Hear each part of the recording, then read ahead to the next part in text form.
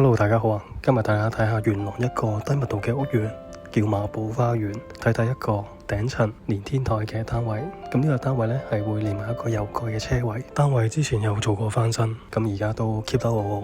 單位實用面積係有785尺，有3間房、2個洗手間，再加多個儲物室。入到去門口位呢，見到都好闊落。咁左手邊呢，有一個位置可以做個鞋櫃啦，而右手邊呢，就都可以做個半腰嘅儲物櫃。跟住嚟到一個廚房嘅位置，咁呢個廚房呢，一個 L 型嘅設計啦，空間闊落，2公婆喺度煮飯呢，都唔會覺得好擠迫。左手邊呢個位置呢，一個雪櫃位啦，單位可以明火煮食。而廚房入邊呢，就有個儲物室㗎，亦都可以做工人房嘅。咁呢度呢，可以收納到好多一啲唔常用嘅物品。睇睇飯廳嘅空間，可以夠位擺張4至6人嘅餐台。放咗飯台之後呢，通道都闊落，唔會覺得好擠迫。咁而飯台嘅景觀呢，係望翻西邊，咁亦都有啲樹景可以睇到嘅。跟住睇睇客廳位置啦。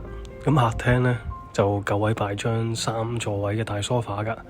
而旁邊呢個電視櫃呢，同個梳化距離都唔接近嘅，所以個空間感都好足夠。呢邊嘅座係望翻東邊，有山景可以睇到。下邊呢係望翻屋苑嘅內園景，睇下第一間睡房。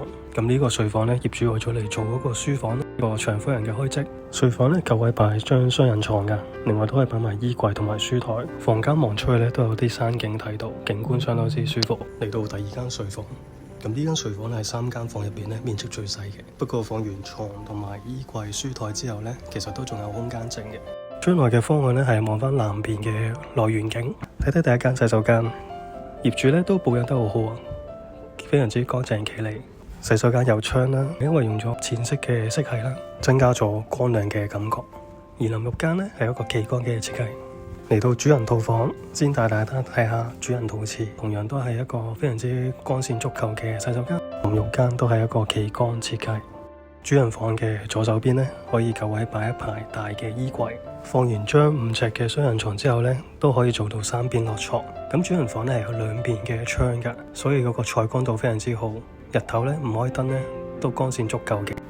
前邊呢，都睇到少少綠色嘅植物。